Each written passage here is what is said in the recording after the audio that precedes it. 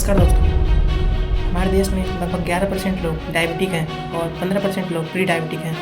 Number काफ़ी तेज़ी से बढ़ता जा रहा है। गोवा, केरला और पुडुचेरी जैसे स्टेट्स में लगभग 25% लोग डायबिटिक हो चुके हैं। आजकल अर्ली 20s और 30s में भी पाया गया है कि लोगों को डायबिटीज़ हो जा रहा है, जो कि पहले के एज में ज़्यादा एज वाले लोगों को कंसिडर किया जाता है।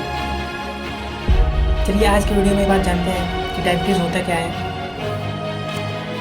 डायबिटीज़ को समझने से पहले डायबिटीज़ की बैक स्टोरी को समझना ज़्यादा जरूरी है। हमारे सेल्स को एनर्जी के लिए ग्लूकोज की रिक्वायरमेंट होती है। जो हम खाना खाते हैं वो खाना पचने के बाद उसमें जो ग्लूकोज होता है वो एब्जॉर्ब होता है और वो एब्जॉर्ब होकर के हमारे ब्लड में आता है। उसके बाद ब्लड से वो हमारे से ब्लड उस ग्लूकोज को हमारे सेल्स तक पहुंचाता है, लेकिन हमारे सेल्स उस ग्लूकोज को डायरेक्टली एब्जॉर्ब नहीं कर सकते और यूज़ नहीं कर सकते हैं। उस जगह पर इंसुलिन का रोल आता है। इंसुलिन एक हार्मोन है जो कि ब्लड से ग्लूकोज को निकाल करके हमारे सेल्स तक पहुंचाता है। जब हमारी बॉडी में इंसुलिन से रिलेटेड प्रॉब्लम हो जाता है तो यही ग्लूकोज हमारे ब्लड से हमारे सेल्स तक नहीं पहुंच पाता है, जिसकी वजह से ब्लड के अंदर ग्लूकोज का लेवल बढ़ते चला जाता है और इसी कंडीशन को हम डायबिटीज़ बोलते हैं। डायबिटीज़ में भी 3 टाइप का होता है। पहला टाइप 1 डायबिटीज़। टाइप 1 डायबिटीज़ एक ऑटो इम्यून डिसऑर्डर होता है। ऑटो इम्यून डिसऑर्डर का मतलब हुआ कि जब हमारा इम्यून सिस्टम हमारी बॉडी के सेल्स पर अटैक करके उसे डिस्ट्रॉय करने लगता है। एग्जैक्टली यही होता है टाइप 1 डायबिटीज़ में। इसमें हमारा इम्यून सिस्टम हमारे पेंक्रियाज के सेल्स जो कि इंसुलिन प्रोड्यूस करते हैं उन पर अटैक करके उनको डिस्ट्रॉय कर देता है। इसके कारण इनफ अमाउंट में इंसुलिन प्रोड्यूस नहीं हो पाता है और हमारा ब्लड ग्लूकोज लेवल बढ़ जाता है।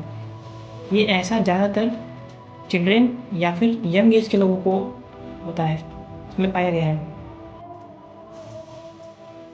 टाइप 1 डायबिटीज़ के पेशेंट्स को इंसुलिन के रेगुलर इंजेक्शंस लेने पड़ते हैं ताकि इनका इंसुलिन लेवल और ग्लूकोज लेवल नॉर्मल रेंज में बना रहे।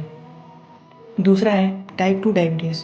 टाइप 2 डायबिटीज़ एक ऐसी कंडीशन है जिसके अंदर हमारे सेल्स के बाहर जो इंसुलिन के रिसेप्टर्स होते हैं वो डिस्ट्रॉय हो जाते हैं, जिसकी वजह से इंसुलिन हमारे सेल्स में के अंदर नहीं जा पाता है और हमारे सेल्स को ग्लूकोज भी नहीं मिल पाता है।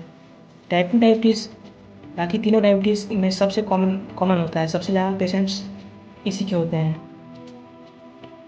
खास करके ओवरवेट लोगों में टाइप 2 डायबिटीज़ कॉमनली पाया गया है। इसलिए अगर आप ओवरवेट है तो आपको इस बात का ध्यान देना चाहिए। तीसरा है जेस्टेशनल डायबिटीज़। ये कुछ महिलाओं में प्रेगनेंसी के दौरान पाया जाता है। ज़्यादातर केसेस में बेबी के डिलीवरी के बाद ये अपने आप ठीक हो जाता है, लेकिन इन महिलाओं को आगे लाइफ में टाइप 2 डायबिटीज़ होने के बहुत हाई रिस्क होते हैं। आइए अब डायबिटीज़ के कुछ कॉमन सिम्टम्स के बारे में बात करते हैं। पहला है कि आप डायबिटीज़ के पेशेंट को ज़्यादा प्यास लगती है, बार बार पानी पीने का मन करता है। ज़्यादा पानी पीने की वजह से बार बार पेशाब लगता है, शरीर थका थका सा रहता है, कमजोरी महसूस होती है, धुंधला सा दिखाई देता है और उनके छाले या फिर उनके जो कट्स होते हैं अगर बॉडी पर लग जाते हैं तो बहुत स्लोली हील होते हैं। डायबिटीज़ के कुछ लॉन्ग टर्म कॉम्प्लिकेशंस भी होते हैं।